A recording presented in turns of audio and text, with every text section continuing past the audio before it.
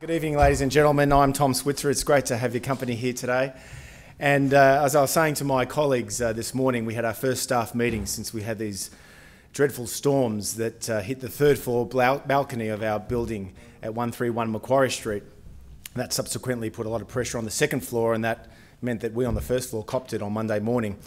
And I said to them, we had these dreadful bushfires throughout the course of December and January with that dreadful smoky feeling across the city, and now we've been hit by these storms.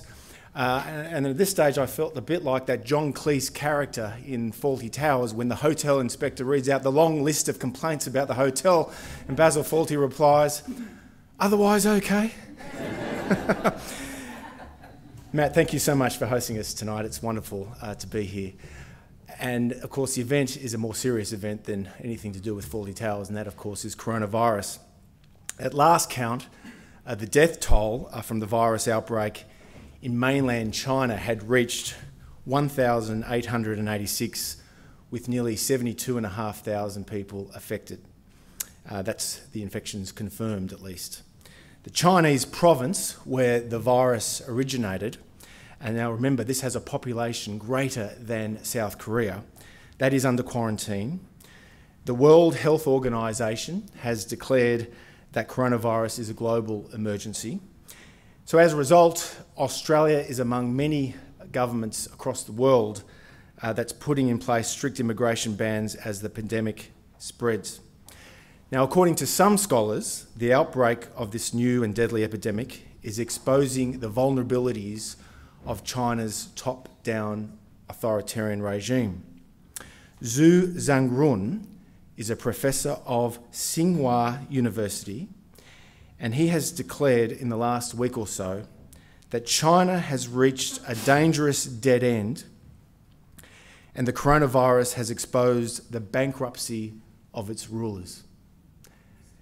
Now, it's worth noting that Professor Zhangrun has not been seen or heard of in the last week. Now, others will disagree with Professor Zhangrun, and they would argue that Beijing has handled the crisis better than anyone had the right to expect, given the SARS epidemic in 2002-2003. And in response to the crisis, the regime has locked down cities, cut transport links, and is rapidly building new hospitals and medical facilities. So, could coronavirus change China in fundamental ways?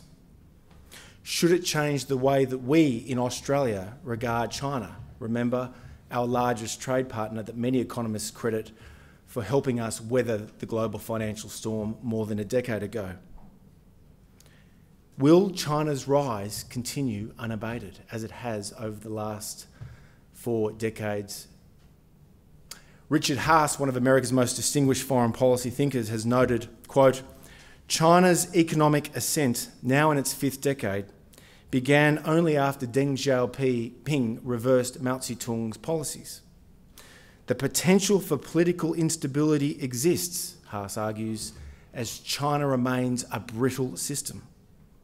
Now, if Richard Haas is right, could we see a Xi-led China turn to nationalism as a distraction in a wag-the-dog scenario in which China would put pressure on Hong Kong and Taiwan? Or could we see a China turn inward amid political convulsion as Xi himself is challenged? Remember, Xi Jinping is widely regarded as the most authoritarian, assertive leader in China since Mao Zedong. Or are all these concerns overblown? Meanwhile, as the chief of the Australian Defence Force, Angus Campbell, has implied, is Beijing engaged in political warfare against Australia and other regional interests and nations? Or have the critics just spread exaggerations about the China threat, which has sowed misunderstandings about our largest trade partner? Well, we have a terrific panel to discuss these issues, and I'll introduce each panellist one at a time. First, Doug Bandow. He's a CIS Scholar in Residence for 2020. Every year, thanks to the generous support of one of our long-time supporters, Simon Moore, we host an international scholar here at CIS for a month, and that scholar is Doug Bandow. Doug was a senior special assistant to President Ronald Reagan back in the early 80s, hard to believe, nearly 40 years ago, Doug. He has emerged as one of America's leading foreign policy thinkers, taking issue with the orthodoxy in Washington about American global leadership for much of the post-Cold War era. He's a senior fellow at the Cato Institute. Ladies and gentlemen, please welcome Doug Bandow. Natasha Kassam. She's a research fellow in diplomacy and heads the public opinion program at the Lowy Institute for International Affairs, just on Bligh Street.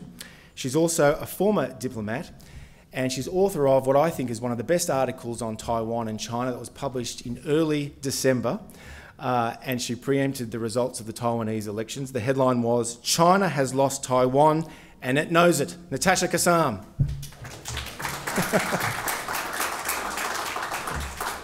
Vicky Xu. She's been a journalist with the New York Times and a researcher currently for the Australian Strategic Policy Institute in Canberra. That's the Cyber Policy Centre. She's also, of all things, a comedian. Please welcome Vicky. Sue Windybank has been affiliated with CIS for more than 2 decades. She's the convener of our China program, which we launched about a year ago. Please welcome Sue Windybank. And finally, our moderator, Salvatore Babones, is a professor of sociology at the University of Sydney, American by background. We employed him recently as an adjunct fellow here at CIS. Some of you may be familiar with Salvatore. He's published many prominent papers for CIS that have got a lot of international attention. One of them is most recently in today's front page of The Australian. Top unis face $1.2 billion virus hit. And Salvatore makes the point, he's really just highlighting the political and economic impact of coronavirus and the outbreak on the higher education sector. And he makes the point that this analysis shows the fallout from the epidemic could wipe as much as $1.2 billion from the economy. Please welcome Salvatore Babones. And Salvatore is our moderator. Over to you, Salvatore. Thanks, Tom. Welcome everybody. Thank you for coming tonight. I'd like to point out that when this virus first broke, when the news first broke, December 31st, there were a few cases. By the time our invitation went out for this event, and many of you will have received this invitation on January 31st, the original invitation said the coronavirus has infected more than 8,000 people and killed close to 200. Well, that was then, this is now. We're only 19 days later. The official statistics are at 73,000 infected, 1,873 deaths according to the World Health Organization. And it's not just in Wuhan. More than 1,000 cases each in Henan, which is also in central China, and Guangdong province in South China, that's where Guangzhou is, and in Zhejiang in eastern China, that's where Hangzhou is, the headquarters of Alibaba. These are economically important centers. Now, none of us are epidemiologists. We're not here to discuss the epidemiology of the virus, but we are here to discuss the political and economic impacts. I'd like to start with a question for Natasha, and I'd like to start this kind of at a more personal level and then broaden out to the big picture economic and political impacts. But Natasha, look, how are things on the ground in China? What is life like in a locked down country? Yeah, thank you for having me, and hi to everybody. Look, I think it's a hard question to answer at the best of times. I measure public opinion, and we do that generally through surveys, and there's no way to have reliable surveys in China. So instead, you look at social media, and looking at social media, again, in an incredibly censored and repressive state, it's quite hard to know exactly what is happening. I think for a lot of people there is boredom. You know, a lot of friends and people I know in cities in China have been at home for 2 or 3 weeks, too scared to go out. For a lot of people there is anxiety, of course. There's so much concern. If we don't have much information, neither do people on the ground. And then there is anger. There's a lot of anger at people who are directing it at different places. Just imagine if you are home for weeks on end, you're staring at your phone for weeks on end. At one point, 10 million people were watching the construction of a new hospital online, right? I think that's a sign that really people are at home, people are upset. and they're really worried about their families and their friends. And so that anger, I think, has been directed variously at local authorities, at the central authorities, occasionally at the Americans, depending on what the story is at the time. It really can move around. A real turning point in terms of sentiment on the ground was the 7th of February when an ophthalmologist, Dr. Li Wenliang, died, and he had been somebody who had tried to tell other medical professionals that this was a serious problem, and that, I think, was a moment where we saw a real outpouring of grief and sadness in China that reflects what's been a really terrible time for millions of people. It's easy to talk about numbers, I think, but we kind of forget, I think, that these are real people that are, thousands of people that are dying or that are sick or under lockdown. Well, let's think about that more personal side. Vicki, I believe you're the only person on the panel who actually grew up in China. The rest of you speak up if you did. What's it like to be watching this epidemic from the safety of Australia? You must have friends and family in China who are affected. What's your reaction? Well, first of all, I have been very worried about my friends and family. The city where I come from, in northwest China, the roads were blocked for a few days because there's people stopped trusting the government, and cities stopped trusting each other to take adequate protection and measures. So the roads were blocked, and my parents stopped going out, and I worry if they have enough masks to wear. But then also, as someone who used to work for and still work for the media, I look at how journalists and my friends who work for the media are being censored and silenced. And so far as far as I know, there are 2 citizen journalists that have gone to Wuhan and disappeared. So one of the things that really disappoint and sadden me is how in times of crisis, this is such a common, this comes again and again, that the Chinese government censors and silences people, like Dr. Li Wenliang, the whistleblowers and reporters who try to tell the truth. This time the media has had more space and room to talk about the crisis than during SARS in the early 2000s, but it's not great, and it's disappointing to watch and saddening. Yeah.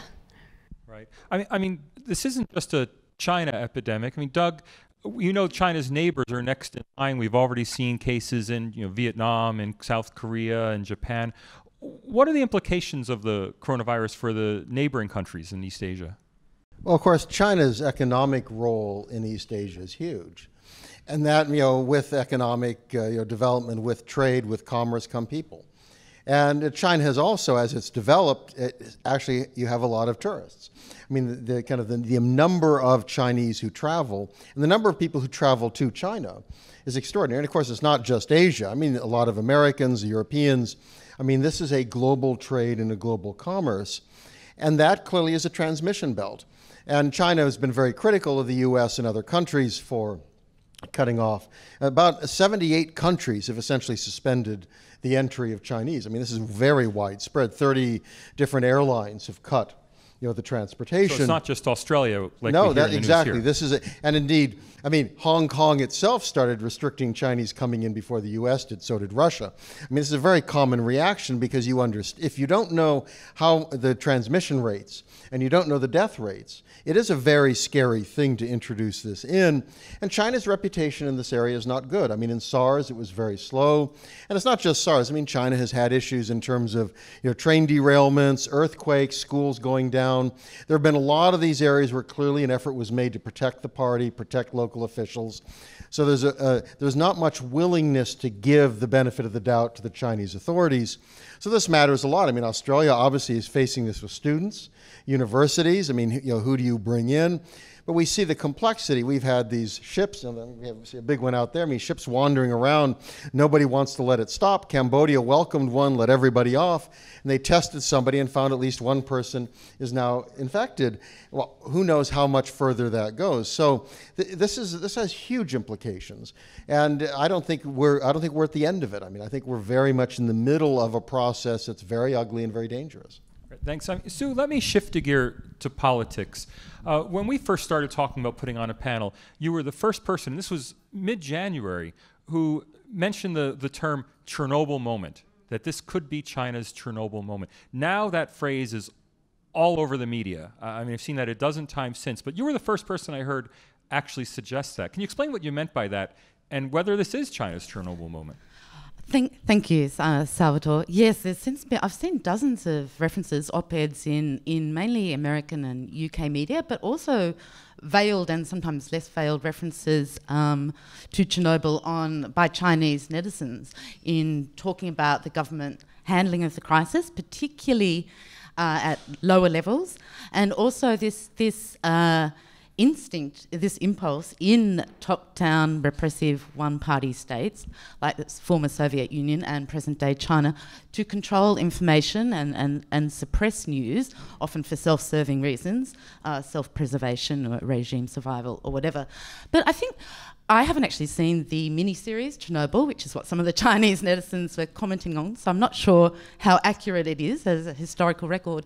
But I do think the significance of Chernobyl in terms of the gradual unravelling of the Soviet Union 5 years later was somewhat overshadowed by some very dramatic events that we would all remember in 1989 through to 1991.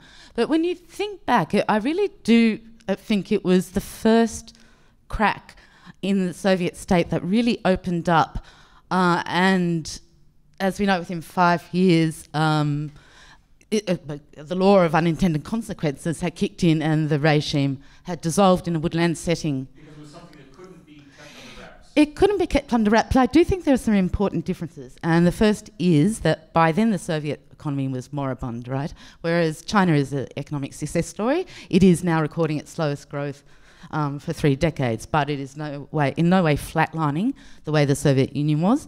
We can debate that. Yeah, we can. Yeah. The second point is that there's no Chinese Gorbachev on the horizon, and I think that was a key factor. I mean, if he hadn't been in power, he came to power a year before Chernobyl, and he had already indicated he was going to bring in glasnost and perestroika, and I think the crisis actually allowed him to sideline some of his conservative opposition. But as I said, the law of unintended consequences kicked in. And I think, another factor to bear in mind is that the Soviet Union at that time was bogged down in a useless, unwinnable war in Afghanistan. So it was all and up. It was at a pretty low ebb and in a pretty dilapidated and fragile state. So I think there are some important differences, but as Chinese netizens and other commentators have noticed as well, there are some intriguing and interesting parallels. Well, let me actually follow up on this to the whole panel. Does this incident, does the coronavirus and the space it opens actually open a new era of potential repression in China because people will accept repression in order to maintain public health, or does it undermine confidence in the government and actually make repression more difficult? I mean, is this going to lead to a more repressive China or a less repressive China? I think it's going to be a more repressive China. I think all indicators are, I think Natasha and Vicky were both mentioning there was a little window where there was some space for citizen journalists and media to report on what was going on the ground, and perhaps that was a strategy to allow people to vent. But I think we're seeing very clearly now that the central government is taking over the narrative, it's a people's war and cracking down and controlling information again. So I think in that respect, we're going to see that this from crisis comes opportunity as far as Xi Jinping goes, and it'll be an opportunity to tighten the grip on power. But I think in terms of Chinese citizens, there are already fairly low levels of trust in what, the party state media reports, and I think this further undermines trust in what they're being told. Other panelists, which way will this go? Well, I think there are two different issues here. Where does the government go? Where do the people go? I don't think that Xi Jinping needs an invitation to repress. I mean, in my view, we're moving back to Maoist totalitarianism. We're seeing personality cult being created, the emphasis on personal authority and party authority, extraordinary repression of religious liberty, 1 million Uyghurs in re-education camps, further, kind of tightening of the internet, the kind of disappearance of certain issues and thought debate that was allowed as long as it didn't challenge the party. My institute long worked with a group called the Uni Rule Institute. It was economists who advocated reform I was there last July. They'd been pushed into their third headquarters, and it was right before their business license was pulled. They're now out of business. The executive director cannot travel. For years, we held conferences with them. So, I mean, so you're seeing, so I think that movement is there. This accelerates it. But it accelerates it particularly because the party does feel threatened. I mean, the thing about Dr. Lee's death was not just that here is somebody who heroically tried to get the notice out. He was an ophthalmologist. But he engaged in trying to save lives, and he dies. He's only 34, I think. I mean, this shows that this does not just kill the elderly. But the fact is the police shut him up. He was one of 8 doctors who were told to sign a statement that they had been sending out gossip and misleading information, was threatened with detention if he did not admit that he was lying. This caused an explosion on social media where, among other things, people were saying, I want freedom of speech. Now, the authorities quickly kind of cracked down and tried to remove this, but they understood they were in danger, and they suddenly said, oh, he's a hero now. We've seen a bit with, the interesting question is, where was she? Early on, he seemed to have disappeared. They sent the premier off to Wuhan. My theory is he's sidelined anyway. Who cares if he gets sick, too bad. But this was an internal issue. It's just like Scott Morrison saying the states should handle the wildfires before it became too big. But it's huge in terms of legitimacy of the regime. She has been presented as the core of the party. She, everyone, she is, they put his thoughts into the Constitution. I mean, this is a centralization of authority. So it's very hard to say things are going on without him being involved. And so originally it didn't look like he's involved. Well, now he showed up, and among other things, they said, well, in January 7th, I think it was, he gave a speech, and he told a Politburo, that they needed to do something. Well, it's created criticism on social media saying, well, why didn't he tell anybody else if he knew this way back? So I think the regime has some trouble here. So I think that we're seeing 2 things. The regime will tend to go towards repression. I think we're seeing an undermining of the narrative that there's competence, omniscience, trustworthiness. I don't think it brings down the regime today, but I think it means future crises, there's simply less trust there, the crisis comes sooner. Vicki, Natasha? I think Doc has a really good point on the social media, what is appearing. So, how because of Dr. Li Wenliang's death, people are demanding freedom of speech. And I want to know that, I've been on Chinese social media for so long, and a lot of, other commentators have similar feelings. In the past 5 years, there hasn't been demands for freedom, more freedom, and more freedom speech at this scale. Like, this is unprecedented. Dr. Li Wenliang really inspired something. The question is how long this is going to last. This is a spark, and if it's going to light a fire. And my personal opinion is it wouldn't, just because there is a complete lack of civil society. And and the lack of civil society is the reason why China is dealing with this crisis so poorly. And in terms of if this is going to undermine the power base of the Chinese regime, I also don't think so. I think what I see, how China is dealing with coronavirus fits into a very long pattern of dealing with crisis poorly and man-made crisis. And personally, I think coronavirus will be contained sooner or later. And once that happens, Xi Jinping will come out, President Xi will come out and claim victory, and people will move on, just like Wenchuan earthquake, just like SARS. I really don't think it's going to be any different. So I think Vicki is right. I think that we won't see any kind of widespread change now, and I do agree with what everybody has said here. What I think is important to not conflate is the legitimacy of the party and people's, love of the party or admiration.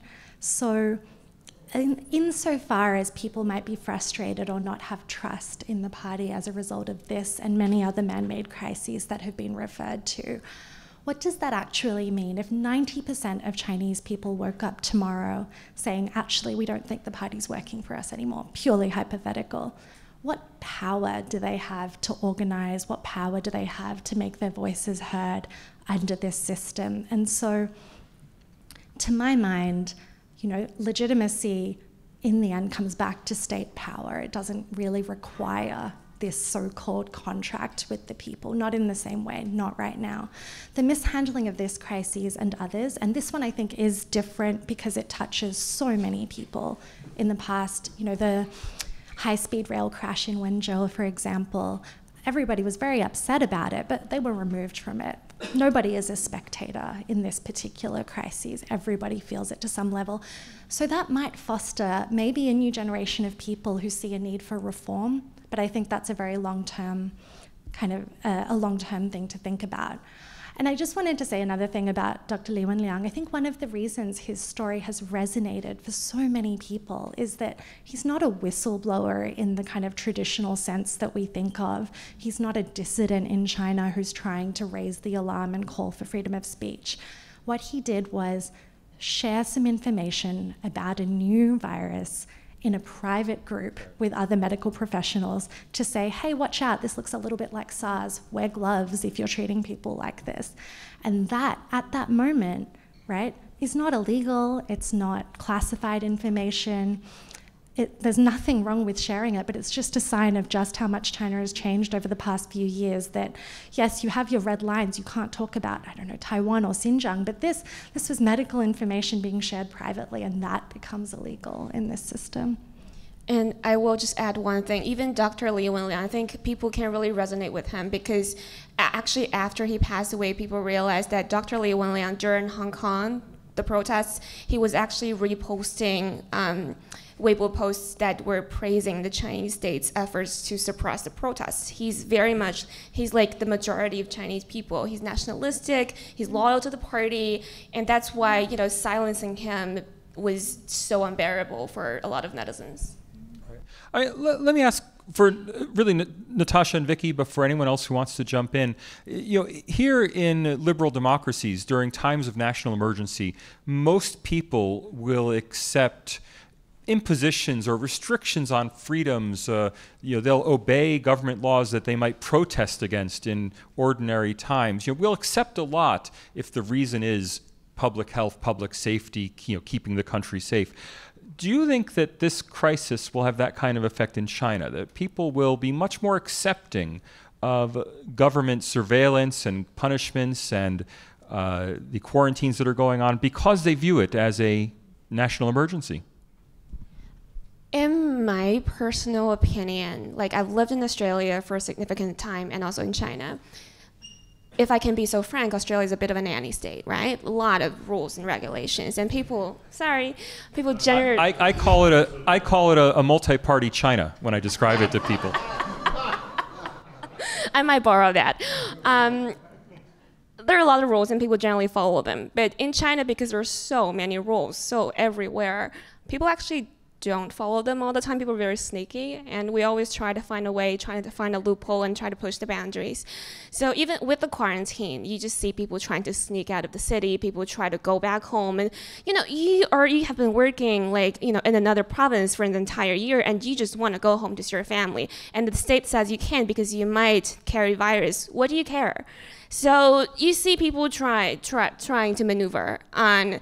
So yeah, I don't think they, coronavirus means people are going to be more rule following or less rule following. I think even my own family, when I tell them, please don't have a Lunar New Year dinner together, don't eat with 12 other people, they don't listen, they don't care. Natasha, any thoughts on that?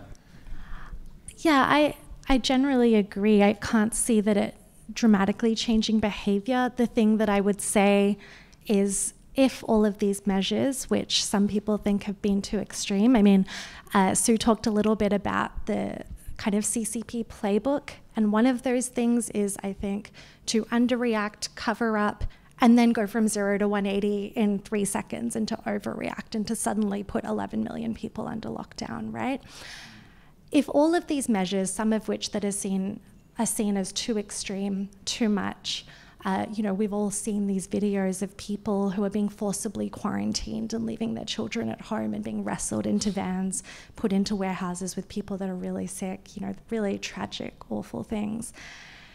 Those things maybe won't change people's behavior if they work, right? We're still in the middle of it, as you said yourself. If if we can call 70,000 cases, if that is the peak of it, if it doesn't get so much worse, then maybe in the future people would accept the same level of surveillance and state imposition that they have in the past.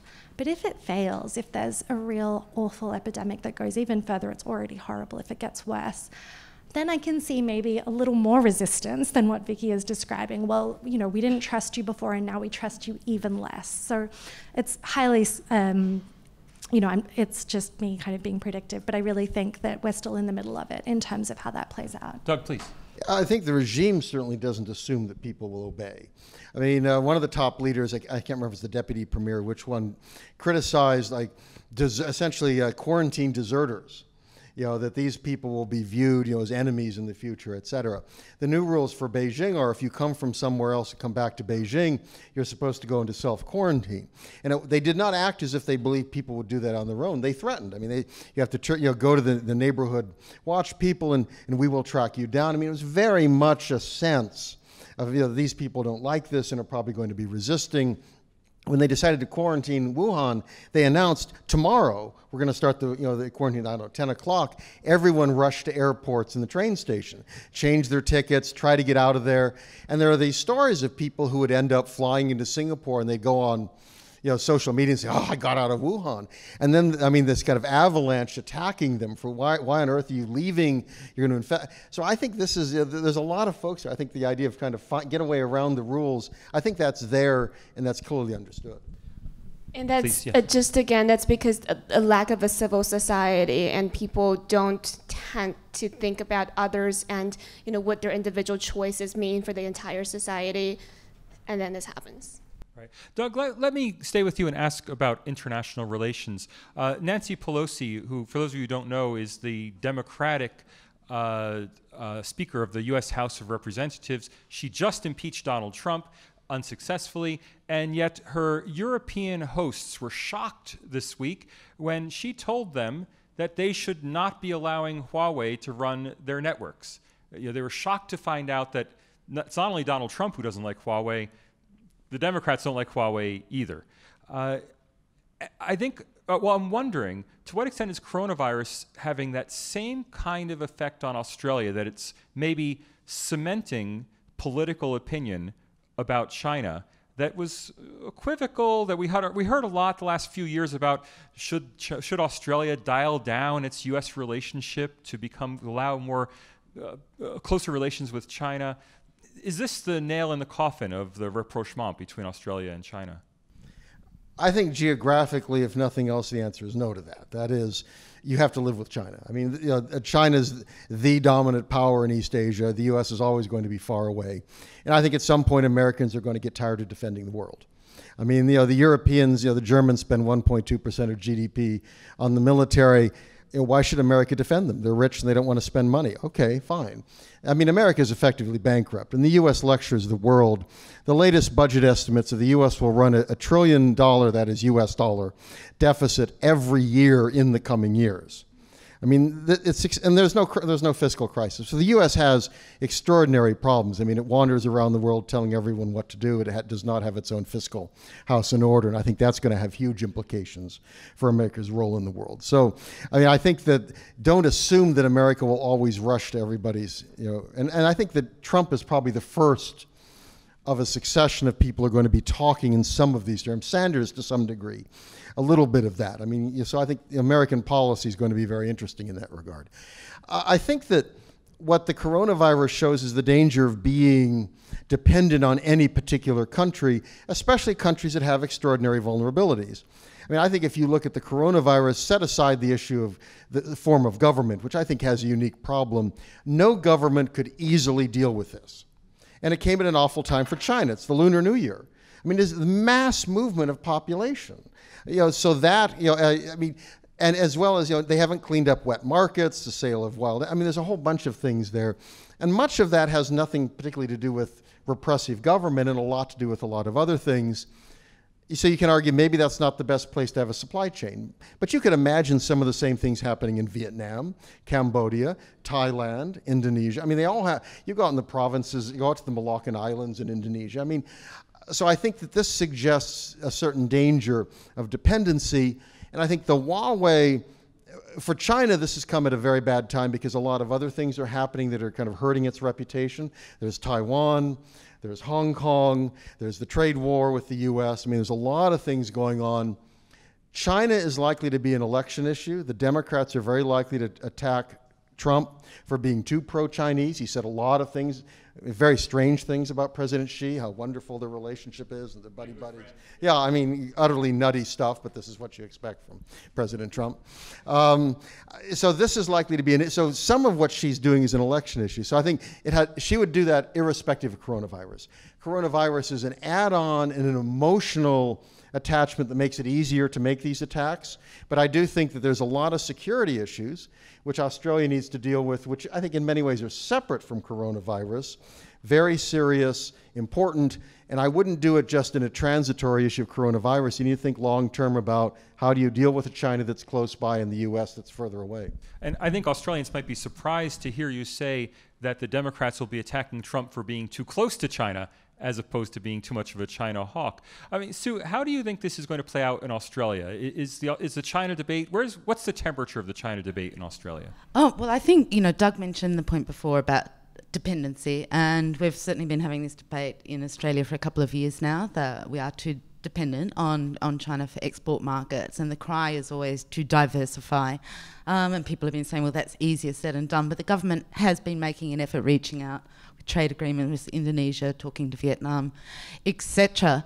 But I think there's a broader issue, which I think both Doug and Vicky and even Natasha were mentioning before about trust. I think the past few years has seen fairly low levels of trust in the bilateral relationship, and to some extent I think you can see that with how quickly the travel bans were issued, because we can't really be sure. We've got doubts about the extent to which the Chinese authorities are telling us everything we need to know, and I really think that has exacerbated already low levels of trust. But at the same time, we can see how important it is to still have lines of communication open, because we have to negotiate to get citizens out on evacuation flights quickly.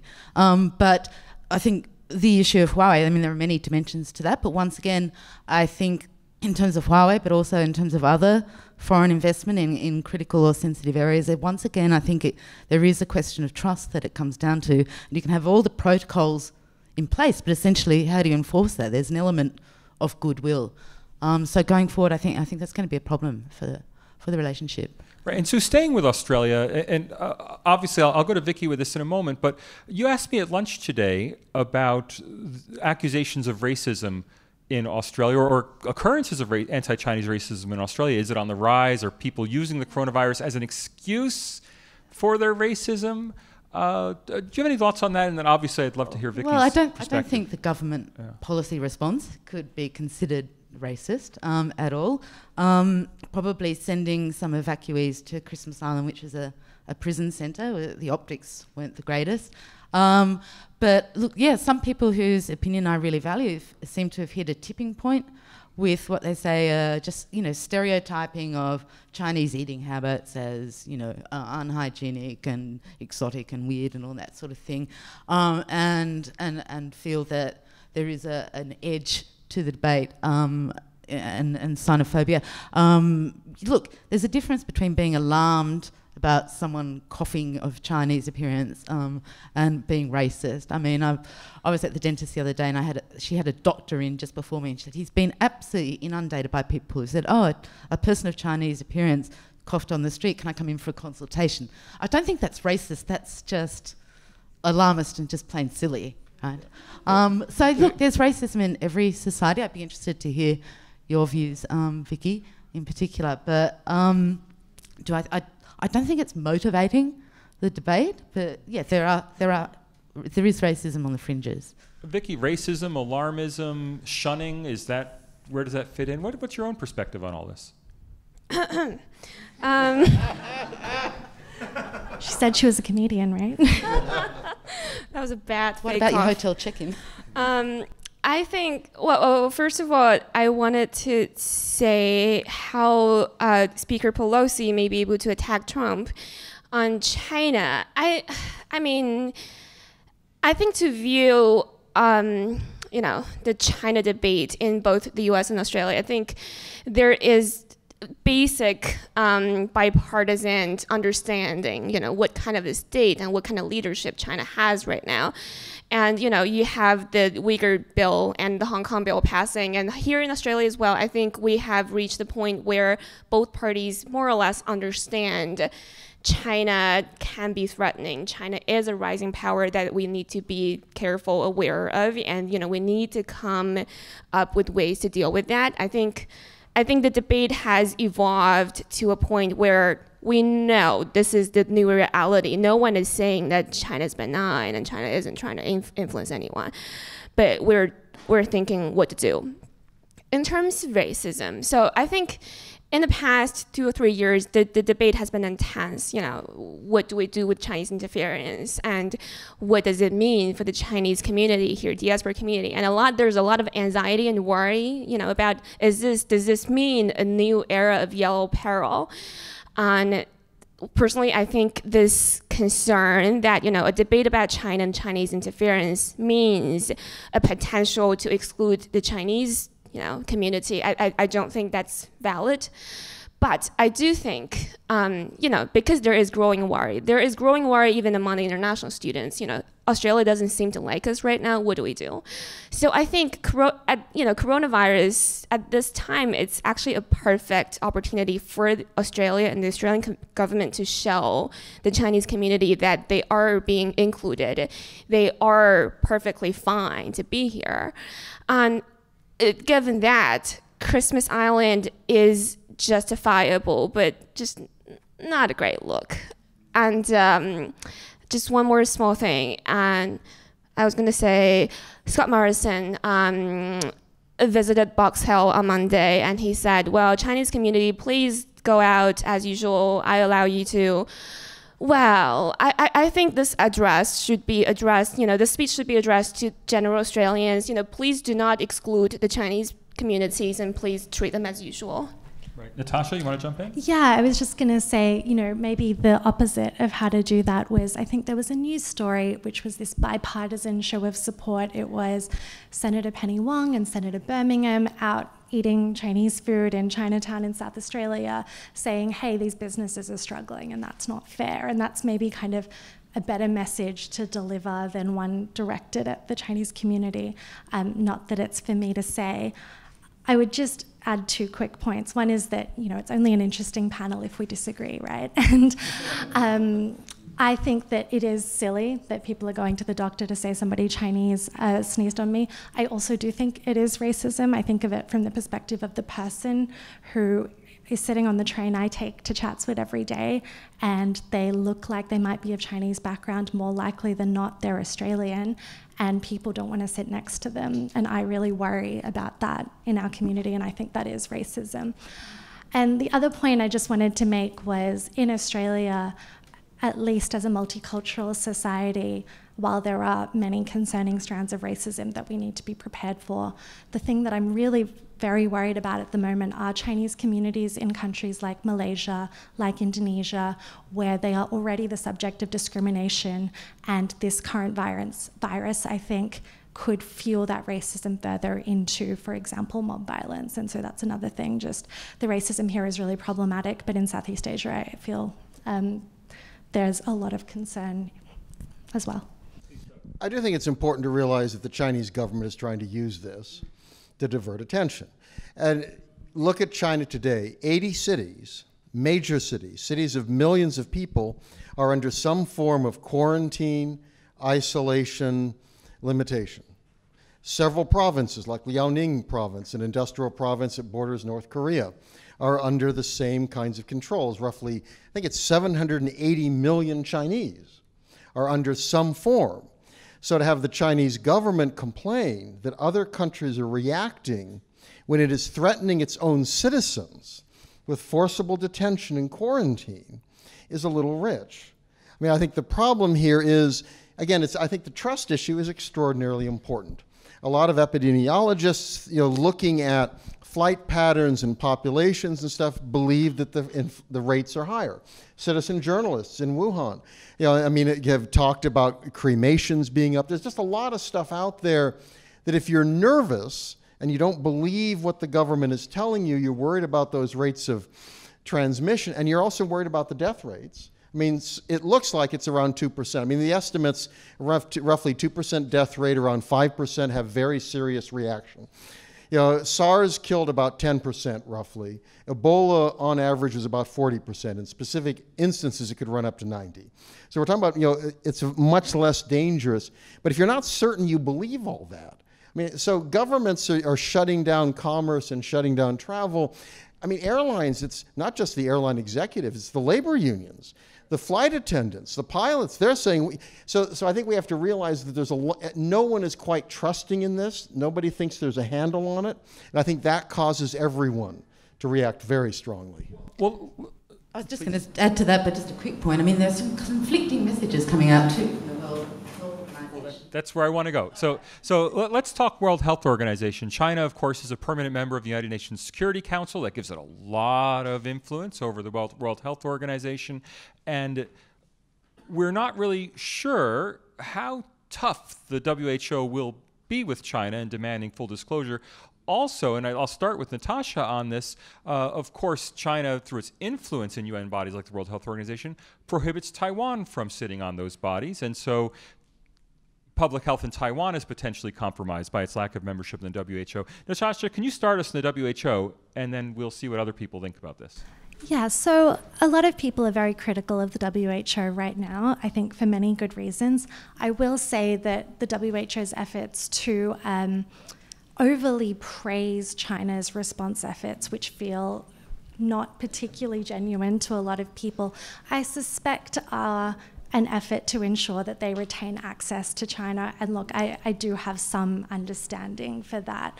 The flip side is, my understanding is American health officials have offered to go to China to help since mid-January, but China refuses to be seen to be accepting help from the United States. So the WHO doesn't want to end up in that position. So, you know, I'm not sympathetic, but there is some reason there. On Taiwan, look, it's not a secret, I've written about it, as have you. It's a travesty, I think, that a country of 24 million people is excluded from an international organization that is dedicated to preserving public health. Any public health response is only as strong as its weakest link. Right. But leaving aside the politics of that, yeah. Does that actually compromise public health in Taiwan? Of course it does. So, and it demonstrates that for Beijing, politics trumps lives. So you have in Taiwan, yes, they can receive information secondhand, potentially from Chinese authorities or from other states, but it is secondhand. The example we use is SARS, which hit Taiwan also quite badly. Their death rate was much higher than China's. The WHO only sent inspectors and assistants to Taiwan after 2 people died from SARS-related illnesses. And in this time, Taiwan is one of 4 countries in the world that's had a death from coronavirus outside of China. They have a number of cases, and there is a compromise to public health by not allowing Taiwan to be a part of the response. Taiwan has one of the best healthcare systems in the world. They've done really well with a whole bunch of diseases. And a large number of Chinese-speaking doctors. Of course they do. And they also, I think 38 million people travel through the largest airport every year. So the rest of the world is exposed by this being a weak spot in the link. It's a real problem, not just for China in dealing with this, but every country in the world that has any people who fly to Taiwan, which is almost all of them, should be worried. Can I move to one final question? I'm really curious to hear what the panelists think about this before we go out to audience questions. What does all this mean for the pro-democracy movement in Hong Kong? And I'll throw that to the whole panel. Any thoughts about what this means for Hong Kong? I think it just reinforces all of their reasons for not wanting to be under Beijing. I think the irony here, Beijing has greater authority, greater power, greater wealth, and it's managed to use it in a way that has offended people and pushed them away. And I think on an issue like this, the demonstrations are down because everybody's very concerned about the health effects, but people were protesting, demanding that the government close the border. Well, exactly. That's one thing I'm curious about. So I think that it helps, it reinforces the sense we are different from China. We are Hong Kongers.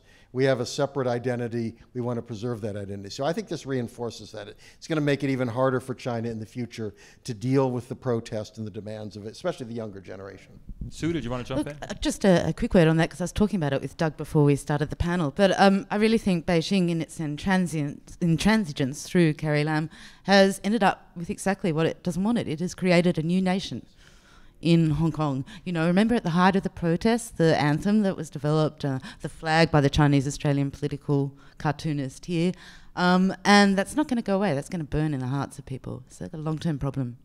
Right. Any final thoughts? Well, the direct result would be less people turn out to protests because they're scared of getting coronavirus, and a lot of people are out there trying to buy masks, but I agree with Doug and Sue. This will just reinforce, what they already believe. They want to be as far away from China as possible, because it's literally contagious. And yeah, but I think after this health crisis, more, the pro-democracy movement won't die down. People are even angrier at China and the government. Natasha, final word. Well, we've talked a lot about trust this evening, and I think Hong Kong is a really interesting example where before this outbreak there was such low levels of trust in the central government that you almost see an overreaction. You see, yes, demands to close the border, you see attacks on quarantine sites, and it's because people don't believe they can trust a word the government says. And so, I just think that if you were watching Hong Kong from Beijing, you would start to value that relationship of trust with the people and realize what happens when you really do let it sink to below zero, even. Right. Now, to those of you who've made this event possible, do we have microphones for the audience? We do. All right. Emily, can we start here, and then we'll work our way around the room. We'll try not to go all in one area. We'll skip around. Okay, my name is John Connor. If I can posit something to the panel. Assume for a minute, one, that our government efforts to contain this virus are entirely ineffective, because I think that's almost certainly true. It's highly contagious. The chances it'll be contained are what we would in Australia call Buckleys. I think it's zero chance of containing it. Assume, two, that in fact it's a lot less deadly than has been made out. Assume that the 2% or less mortality is right, and that the figures that seem to indicate that people of my age should be really worried because it's 15% death rate, my grandkids should get 2 handkerchiefs and cough lozenges. Now, make those assumptions, and I think both of them can be supported by a fair degree of analysis. What do you think that does to a government which has thrown the whole place into panic, put a whole lot of people into semi-prison, and then turns out to be a lot of fuss about very little? So, well, no, I'm so sorry, Doug, you go. Something that is out of the party's playbook is that the party takes credit for all successes and diverts blame for all failures. So I'm not sure that I agree with your hypothesis, but if it were true, I think what you will see is a combination of the central government saying, look what we avoided, look how well our leadership has saved you all from this terrible virus, and those terrible authorities in Hubei province, they did not share enough information early on, and so what were we supposed to do except to put your safety first? That would be my best guess at the party playbook. I think the problem is if your thesis is that it's not contained. So it's not just 73,000 people who get it. It's 730,000, maybe it's 7 million, maybe it's 70 million. I mean, whatever fits that. 2% of that's a lot. So if we're suddenly talking about 70 million, I mean, this is a country of 1.4 billion people.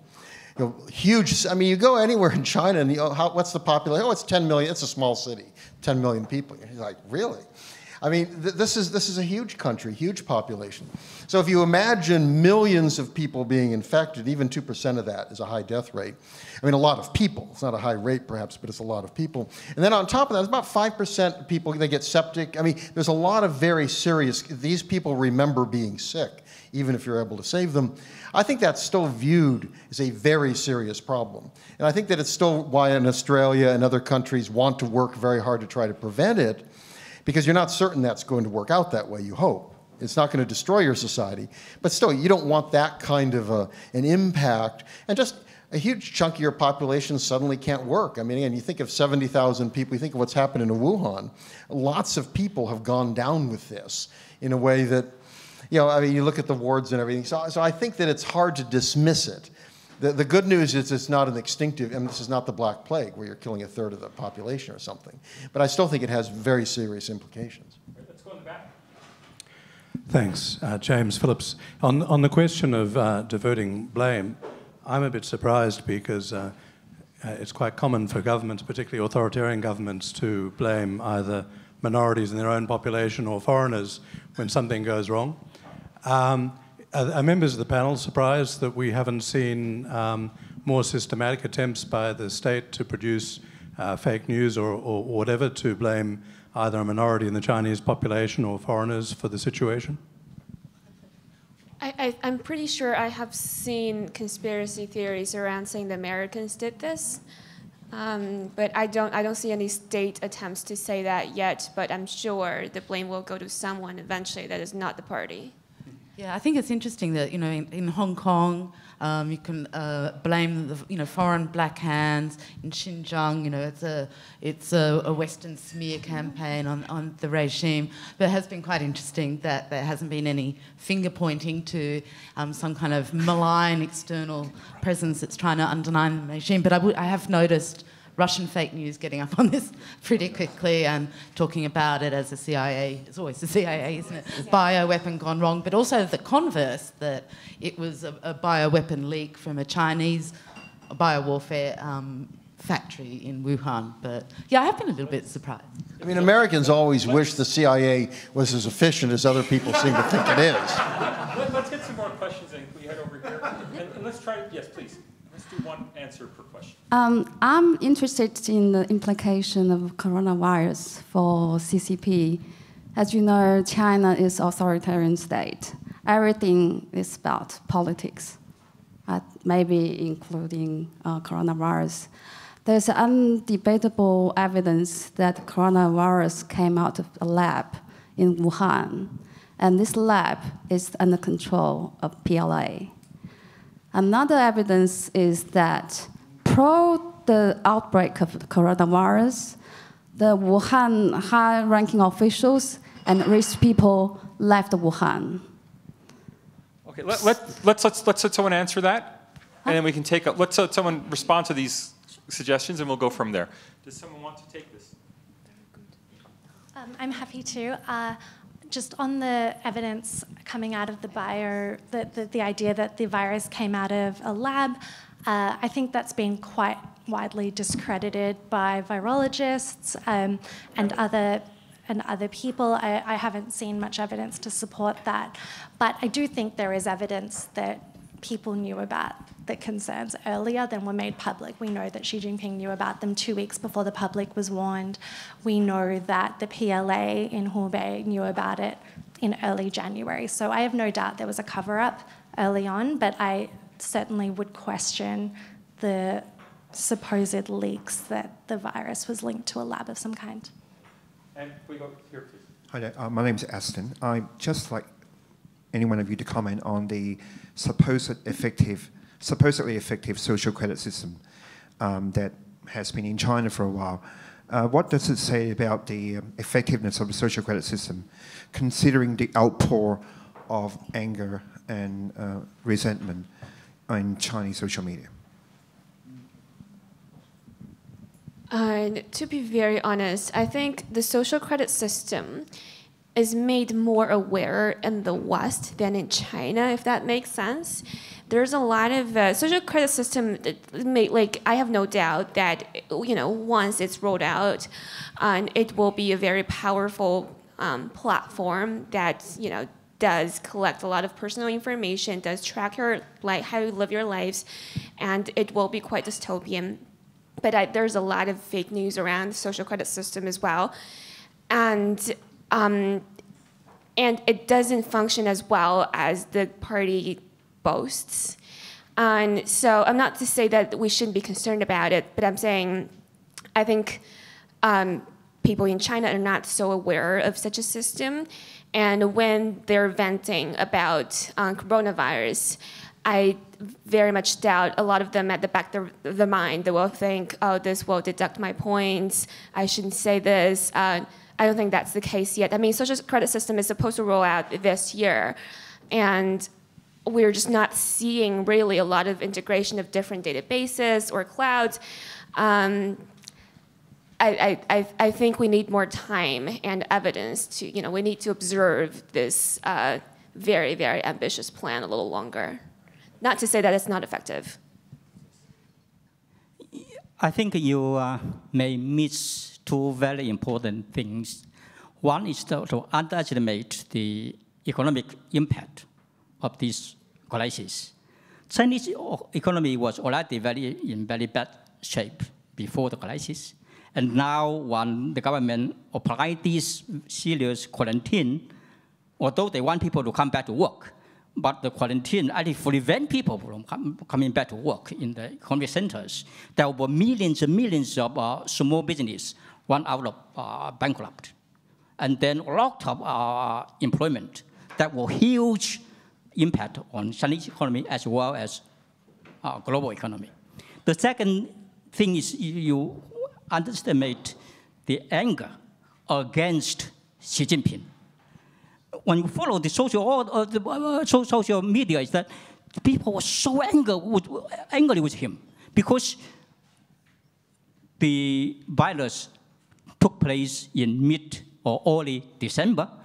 Xi Jinping cover up, did not allow the local government to report to alarm the population, and did not do anything up until 20 or 23rd of January. 2 questions. Let's get 2 answers.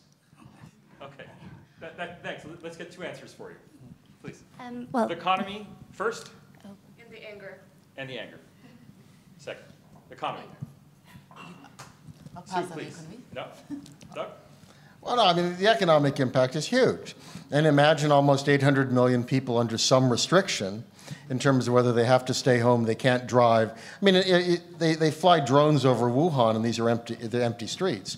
I mean, this is a city of millions of people. I mean, I was there 20 years ago. I mean, it's a major city. And this is having an impact on supply chains. It's having, especially small businesses, people who provide food, restaurants. I mean, it's huge, and I think that's one reason why the impact will live on. It is extraordinarily important, and that's radiating out to all of China's trading partners. The longer this goes on, the bigger the problem's going to be with countries like Australia or the US or others that have close relationships. And I think this will hurt the party, because if it tries to be too glib, oh, that was easy, we got it all done, people are going to wonder about the consequences. Do we have to do all this? On the other hand, if you can claim that, look, there is this life-threatening emergency, to some degree, people, I think, will go along, but they're going to have to try to recover quickly. It's not going to be easy. This is going to have long... I mean, I do an annual conference in July at Shenyang University with a group, and we don't know if this is going to happen. Because, I mean, this is radiating out for months in terms of... So this is not ending anytime soon, even if the epidemic ends. The economic stuff's going to go on. Vicky, the anger? I agree. The anger is unprecedented, and as I said, in the last 5 years, we've never seen such a strong reaction, such great anger towards the government. But I do maintain that, I've reported on a lot of disasters. There's floods when the government purposely floods smaller cities, so less water go downstream to flood bigger cities. So it is a government that will purposely flood some people to save their infrastructures, to maintain a good look on the party's face. So one thing I've noticed in my experience is that once the government does gives some kind of, how do you say that?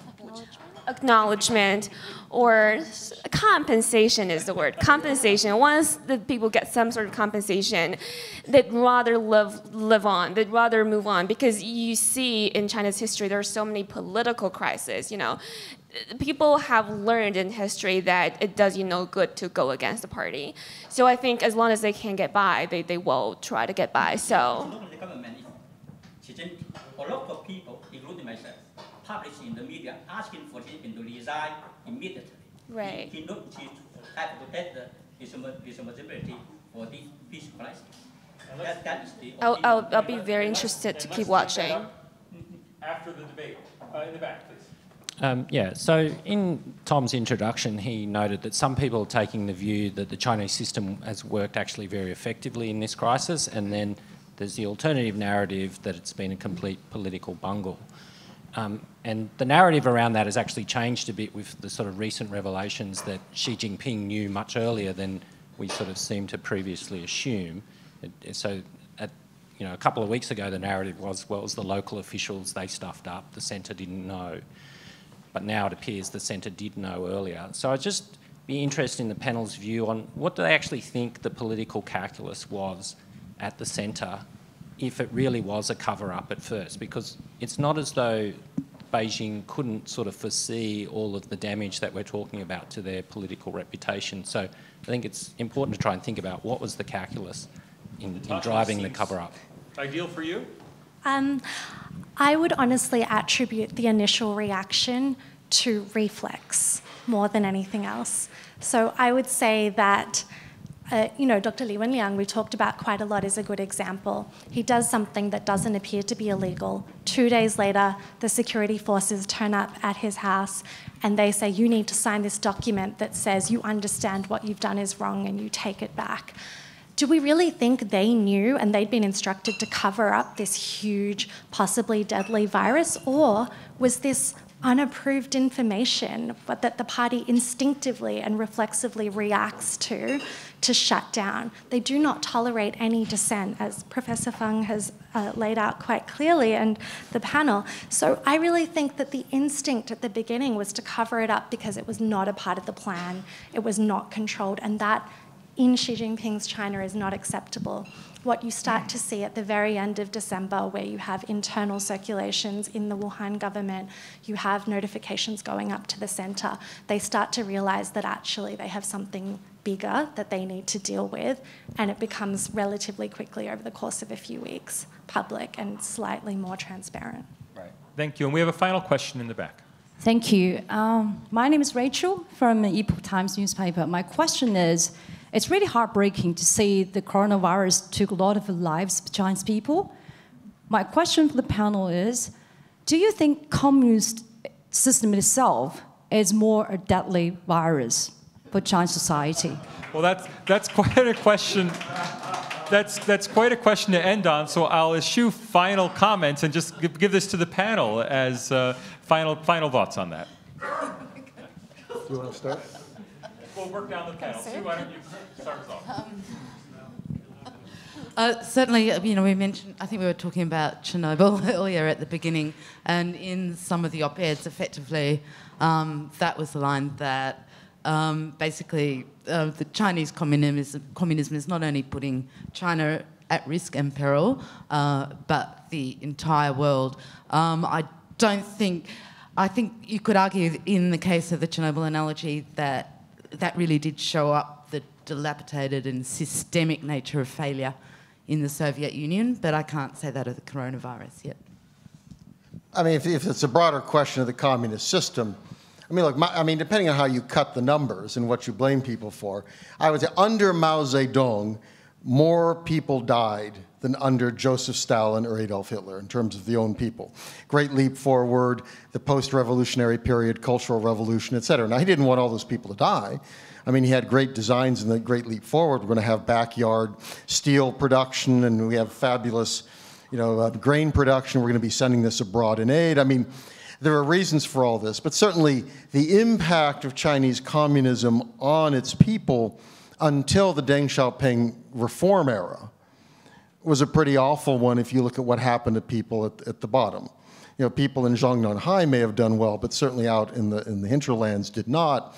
And that is certainly, you can critique the Chiang Kai-shek in the era before that as well, but certainly the communist experience after the revolution was one that was a very bloody one for the Chinese people. Vicky? And I would say, communism itself as an idea is, it's utopia, but it's not wrong or bad as a school of thought. But of course, it's very debatable if the Chinese Communist Party is actually communist and if China as a country is communist. But just, as we're discussing the Chinese Communist Party, as I've said before, all these disasters that had come before coronavirus, they are they're natural disasters to start with, and they become man-made disasters, like Wenchuan earthquake, like all these floods. The mismanagement and the censorship just made everything worse. And as Doc said, even before, the Cultural Revolution, the anti-racist campaign, so many people died. So, is this philosophy of governance a virus? Sure. Is it more deadly than coronavirus? I don't feel comfortable making that comparison, but I do think, it has been heartbreaking to watch how people suffer under coronavirus. And my final, under the Chinese Communist Party, oh my gosh. And my final thought on that is, in the past 10 years or so, because the economy is going so well, I hear this argument a lot. If you're a petitioner, of course you will be in trouble. If you're a Falun Gong practitioner, of course you'll be in trouble. But what coronavirus tells you is, under the Chinese Communist Party, no matter who you are, no matter what you believe in, because of the mismanagement and because of the censorship, you will be affected.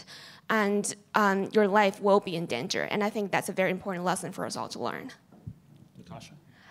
So I think that is really important, this idea that viruses have no borders.